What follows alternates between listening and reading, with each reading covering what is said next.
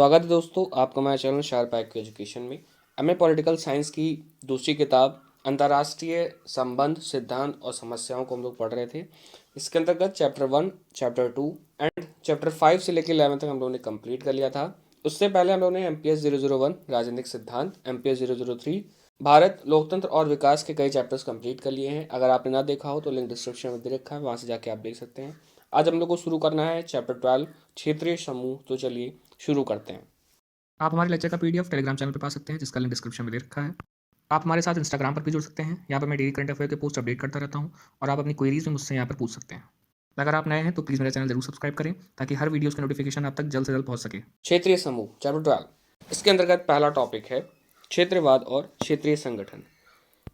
आइए इसको समझते हैं कि क्षेत्रीयवाद क्या होता है। क्षेत्रीयवाद विचार द्वितीय विश्व युद्ध के बाद इसका उदय हुआ, क्योंकि अनेक ऐसे संप्रभु राष्ट्र का उदय हुआ जो अंतर्राष्ट्रीय विधि कानून की दृष्टि से तो संप्रभु थे, लेकिन इन राष्ट्रों के पास आर्थिक, सैनिक, वैज्ञानिक तथा तकनीकी आत्मनिर्भरता की कमी थी। क्षेत्रवाद जो विचार है ये द्वितीय विश्व युद्ध के बाद इसका उदय हुआ, क्योंकि कई ऐसे संप्रभु राष्ट्र थे जिनके अंदर अभी कहीं ना कहीं आत्मनिर्भरता की कमी थी। वो आत्मनिर्भरता की कमी कहीं ना कहीं सैनिकों को लेके थी, वैज्ञानिक दृष्टि से थी, आर्थिक दृष्टि से थी और तकनीकी दृष्टि से थी।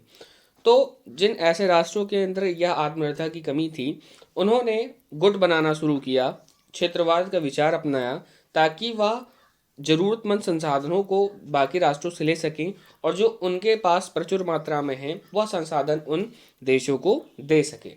इस कारण क्षेत्रवाद विचार का उदय हुआ।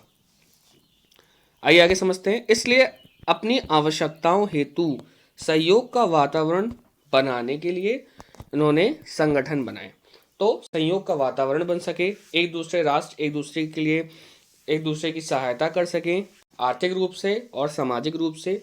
इस कारण इन्होंने संगठन बनाए जिसको हम क्षेत्रवाद कहते हैं। क्षेत्रीय संगठन प्रायः समान उद्देश्य के लिए होते हैं या रक्षा के लिए होते हैं। तो क्षेत्रवाद का जो संगठन है या एक नॉर्मल जो उद्देश्य होता है किसी भी संसाधन की पूर्ति के लिए और किसी भी अहम फैसले लेने के लिए, और या फिर या रक्षा उपकरणों के लेन देन के लिए क्षेत्रीय संगठन का निर्माण होता है। अंतर्राष्ट्रीय राजनीति में क्षेत्र की स्पष्ट व्याख्या के अभाव के कारण क्षेत्रीय संगठनों का क्षेत्र किन्हीं प्राकृतिक भौगोलिक सीमाओं से बंधा हुआ नहीं है। तो क्षेत्रवाद का जो विचार है ये अंतर्राष्ट्रीय राजनीति में इसकी स्पष्ट व्याख्या नहीं की गई है। इस कारण हम लोग जो क्षेत्रवाद जब हम लोग वर्ड को पढ़ते हैं तो हमें लगता है यह कहीं न कहीं रूप से प्राकृतिक और भौगोलिक सीमाओं से बंधा हुआ है, परंतु ऐसा नहीं है। क्षेत्रवाद केवल यह ऐसा विचार है ताकि एक सहयोग का वातावरण विभिन्न राष्ट्रों के बीच बन सके और जिन राष्ट्रों के पास अभाव है किन्हीं संसाधनों का वह पूर्ति कर सके किसी अन्य राष्ट्र की सहायता से।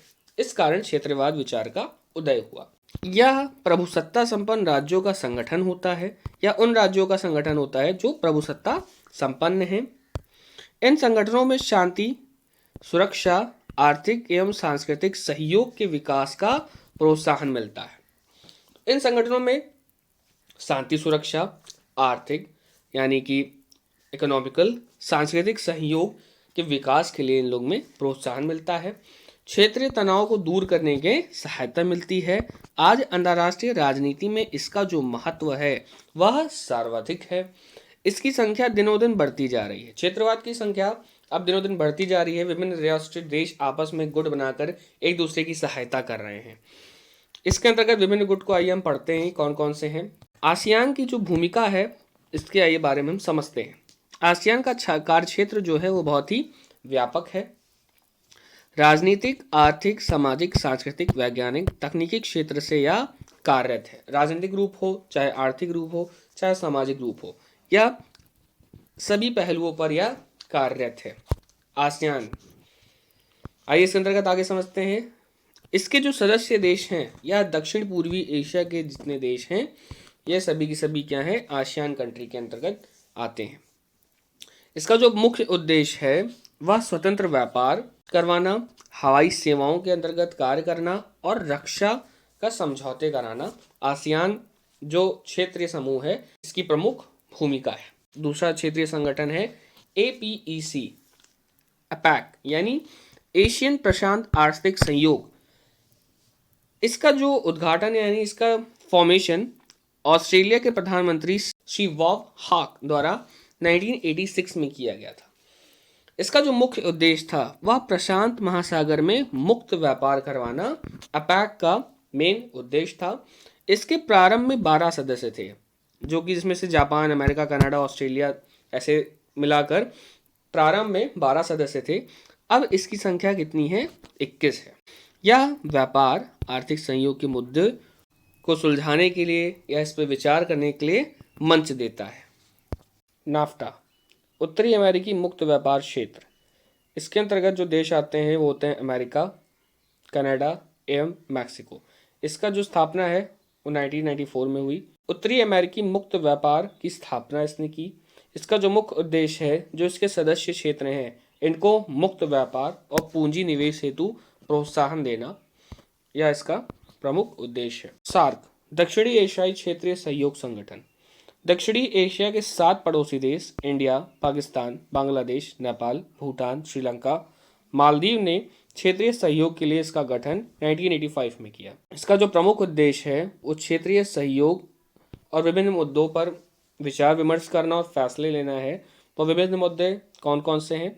कृषि, स्वास्थ्य, ग्रामीण, विज्ञान, खेल, यातायात, आतंकवाद और ऐसे कई सारे मुद्दे हैं जिन पर यह देश आपस में मिलकर विचार करते हैं और विभिन्न फैसले लेते हैं, ताकि एक दूसरे के क्षेत्रों में इसका सहयोग हो सके और एक दूसरे के क्षेत्र निरंतर विकास हो सके। इसलिए इन बाधाओं पर वह विचार विमर्श करके इन बाधाओं को सॉल्व करते हैं। आगे देखते हैं नेटो, उत्तरी अटलांटिक संधि संगठन। सेकेंड वर्ल्ड वॉर के बाद यूएसए को अपनी सुरक्षा हेतु भय होने लगा, उसको डर लगने लगा। इस कारण उसने नेटो का फॉर्मेशन किया। इसका जो प्रमुख उद्देश्य है वह राजनीतिक सुरक्षा है, यानी कि आपस जो राष्ट्र हैं उनकी सुरक्षा मुहैया कराना इसका प्रमुख उद्देश्य होता है। आपसी विवादों को शांतिपूर्ण निपटारा करना इसका मुख्य उद्देश्य होता है। America, Britain, France, Canada, Denmark, Italy इस संधि द्वारा नेटो का निर्माण हुआ है। इसी के बाद दूसरा आता है OSCE, यूरोप सुरक्षा सहयोग संगठन। यह भी कुछ नेटो जैसा कार्य करता है। यह राजनीतिक सुरक्षा और आपसी विवाद को शांतिपूर्ण निपटारा इसका प्रमुख उद्देश्य होता है। यह यूरोपीय, एशियाई, अफ्रीका का जैसा गठबंधन है। इसमें 55 राष्ट्र आते हैं जो इसके सदस्य हैं।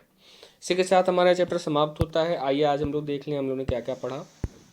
इसके अंदर हम लोगों ने क्षेत्रवाद को पढ़ा, इसके क्या विचार हैं इसको पढ़ा, आसियान की भूमिका को पढ़ा, अपैक को पढ़ा, नाफ्टा को पढ़ा, सार्क को पढ़ा, नेटो को पढ़ा और OSCE के कार्य को हम लोगों ने देखा। अगर आपको हमारा चैप्टर पसंद आता है तो प्लीज़ चैनल को लाइक करें। धन्यवाद। अगर आपको मेरा लेक्चर पसंद आता है तो इस चैनल को सब्सक्राइब करें, लाइक करें और अपने दोस्तों के साथ शेयर करें। Thanks for watching.